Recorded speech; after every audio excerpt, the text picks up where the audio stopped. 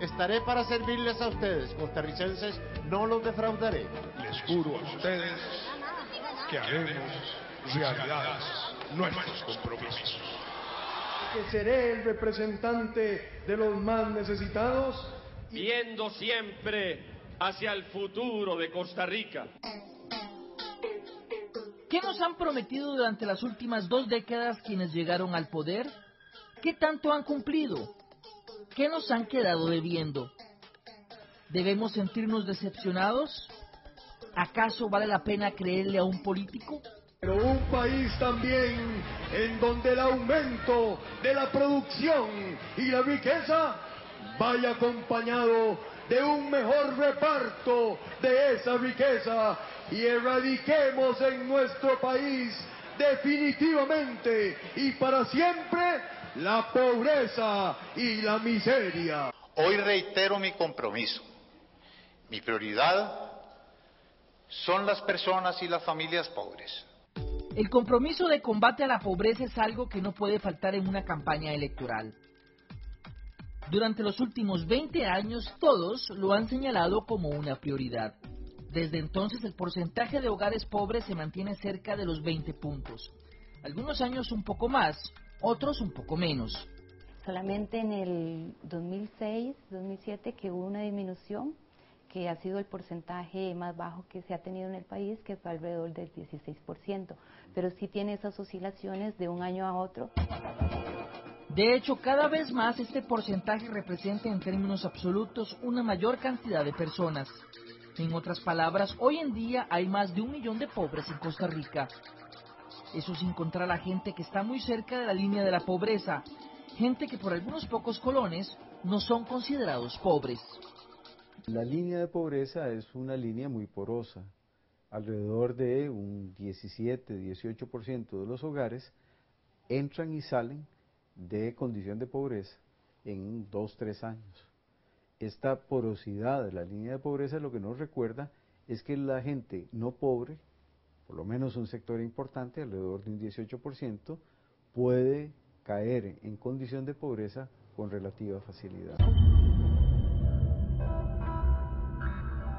No podemos estar contentos los costarricenses cuando todavía 120.000 de nuestros compatriotas viven en el Tugurio. Porque compartimos el anhelo con toda familia costarricense de que el techo propio en Costa Rica es una conquista que necesita y que se merece cada familia de nuestro país.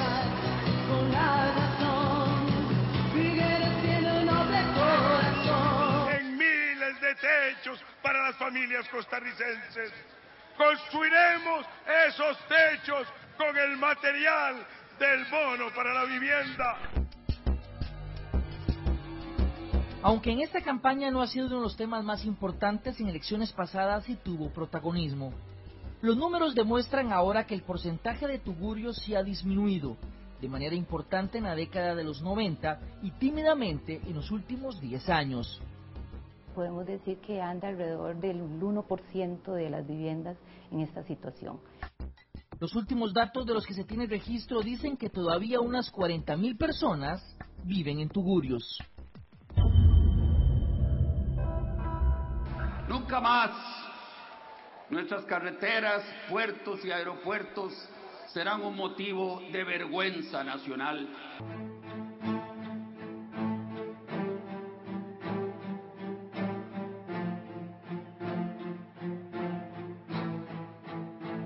Queremos reducir el déficit fiscal consolidado del sector público en un 1% al año, cuando menos, hasta alcanzar 0% para el 2006.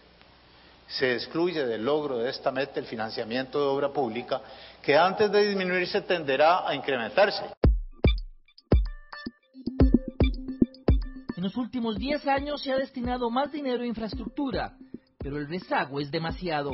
¿En los 90 hubo inversiones importantes? No, no las hubo, más bien hubo una esperanza que fue una esperanza fallida, por lo menos por gran parte de este periodo, en lo que se llamó la concesión de obra. Se pensó que los intereses privados podrían aportar los recursos y construir la infraestructura que necesitaba el país, cosa que no se dio. El problema no solo se limita a carreteras y puentes. Según una reciente publicación del Centro de Estudios Academia de Centroamérica, la infraestructura sigue siendo un obstáculo en la vía del desarrollo, sobre todo en áreas estratégicas. El porcentaje de inversión o la cantidad de inversión que se está haciendo no es la suficiente para poder ir al mismo ritmo que requiere la economía. No podemos estar contentos los costarricenses cuando todavía no hay un gobierno que se preocupe por la seguridad ciudadana, que nos garantice que nuestros hijos puedan circular libremente por las calles y tranquilos. Que el puente tenga la iluminación que nos haga seguro el paso, la iluminación de la seguridad ciudadana que nos permita volver a vivir en paz en Costa Rica.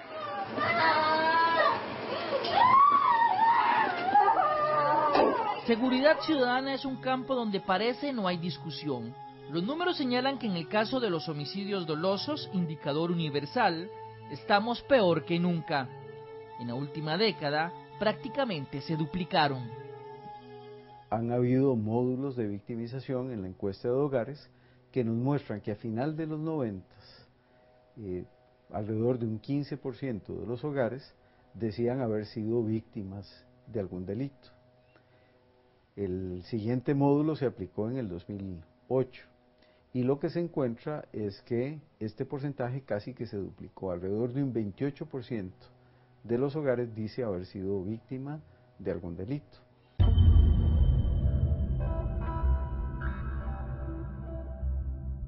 En los próximos 4 años no escatimaremos ningún esfuerzo para llevar la inversión educativa al 8% del Producto Interno Bruto.